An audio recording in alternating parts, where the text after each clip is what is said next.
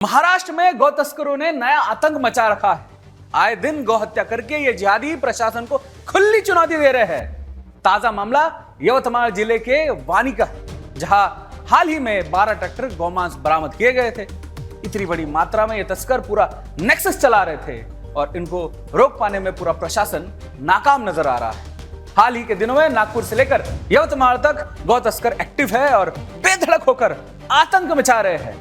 महाराष्ट्र में गौ माता को राजमाता का दर्जा दिया गया है, कड़े कानून बनाए गए हैं, लेकिन इन संकल्पों और इन कानूनों का कोई जमीन पे तो असर नजर नहीं आ रहा है। गौवंश की हत्या प्रकरण पर राज्य गौ सेवा आयोग ने सुधि ली है। जांच के लिए आयोग के सदस्य 20 जनवरी को वनी पहुंचे थे। संबंधित अधिकारियों के बयान दर्ज किए गए थे। गौ हत्या मामले में पुलिस प्रशासन की भूमिका संदेहास्पद होती। राज्य गौ सेवा आयोग ने किया है।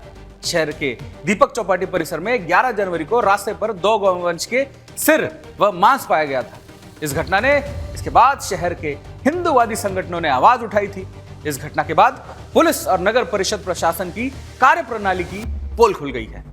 महाराष्ट्र में गौ हत्या पर प्रतिबंध लगाने वाला कानून होने के बावजूद महाराष्ट्र गौ सेवा आयोग के कार्यकर्ताओं ने संज्ञान में ये जानकारी आते ही आयोग ने मौके पर जाकर सत्यापन किया। यह बात सामने आई कि बड़ी संख्या में गायों की हत्या की गई थी। गौ हत्या की बढ़ती घटनाओं को लेकर इलाके के हिंदूवादी संगठनों और कार्यकर्ताओं में भारी आक्रोश है। सुदर्शन न्यूज के कैमरे पर आक्रोशित कार्यकर्ताओं ने क्या कहा, सुनिए। जो अधिकारी इस चौकसी में है, तपास कार्य में है, उनको 15 दिन का समय दिया गया है। 15 दिन में उन्होंने कठोर से अपनी जो चौकसी होगी वो बिल्कुल तत्परता से करना चाहिए। उन्होंने उसमें थोड़ा सा भी ढिलाई नहीं बरतनी चाहिए, क्योंकि जन आक्रोश होना नहीं चाहिए, ये हम सबकी भावनाएं हैं। और उन्होंने बहुत अच्छी तरह से माननीय जो एडिशनल कलेक्टर साहब है, उन्होंने बहुत अच्छी तरह से इस विषय को हैंडल किया। ये जो आरोपी इन्होंने पकड़े और वो छूट गए, तो नगर परिषद में पिछले कई दिनों से बड़े प्रमाण पे गोवंश चोरी की घटनाएं हो रही थी, जिस पर पुलिस प्रशासन ने कोई भी दखल नहीं ली और अनेक केसेस में एक ही आरोपियों के नाम बारंबार आ रहे हैं। अगर पुलिस प्रशासन सही तरीके से जांच करता तो यह आरोपी एक दिन में नहीं छूटते। इस हेतु उन पर और क्या कार्यवाही की जा सकती है, इसका भी जवाब हमने पुलिस प्रशासन से मांगा। जिस क्वांटिटी में वहाँ पे गौ माता की हत्या होकर उनके जो अवशेष मिले हैं, तकरीबन 14 से 15 ट्रैक्टर ट्रॉलीज भर के जिस दिन इंसिडेंस हुआ, यानी 11 तारीख और 12 तारीख के दरमियान में, उतना डंपिंग ग्राउंड पे डाला गया है।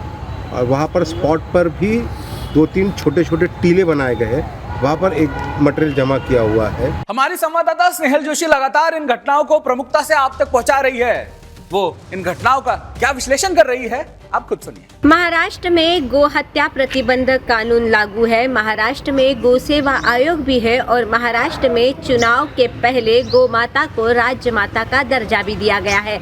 ऐसे में वनी की इतनी बड़ी वारदात सामने आने पर वहां के जनता को सवाल है कि प्रशासन को इस बात की खबर क्यों नहीं थी। ऐसे में पुलिस प्रशासन और नगर परिषद के प्रशासन पर सवाल खड़ा हो रहा है। तो वही दूसरी ओर सामान्य हिंदू जो गोरक्षक है या फिर सामान्य हिंदू कार्यकर्ता सोच रहा है कि अगर गोमाता को राज्य माता का दर्जा सरकार ने दिया है तो ऐसी वारदात होने पर राजद्रोह का कानून जो है वो सरकार इन पर क्यों नहीं लगाती। तो वही उनकी मांग है कि जहाँ जहाँ भी गोमाता काटी हुई मिलती है वहाँ पर मनुष्यवध का कानून भी लगाया जाए। ऐसे में लगातार महाराष्ट्र में एक भी दिन ऐसा नहीं होता कि गो हत्या से संबंधित कोई कार्रवाई सामने नहीं आती है। कहीं ट्रक पकड़े जाते हैं तो कहीं गो हत्या होती हुई नजर आती है।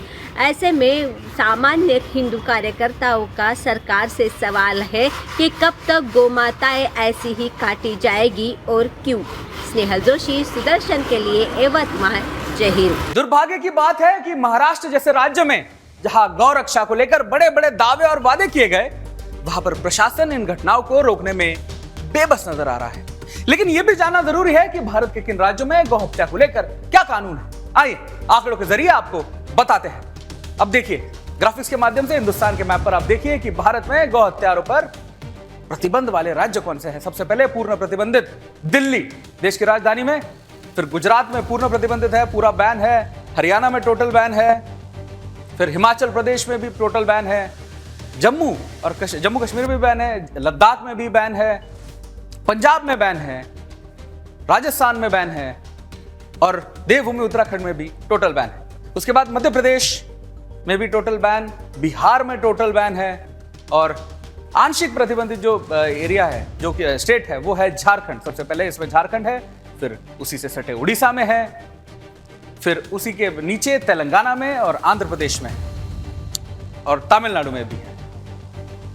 उसके बाद हम वापस ऊपर आते हैं तो वहां कर्नाटक में भी आंशिक बैन है, फिर गोवा में भी आंशिक बैन है, और फिर कोई प्रतिबंध जहां पे नहीं है वो स्टेट काफी कम है हिंदुस्तान में, जिसमें सबसे पहला वामपंथियों का गढ़ केरल, फिर पश्चिम बंगाल, फिर असम और अरुणाचल प्रदेश, और उसी से सटा हुआ मणिपुर और मेघालय।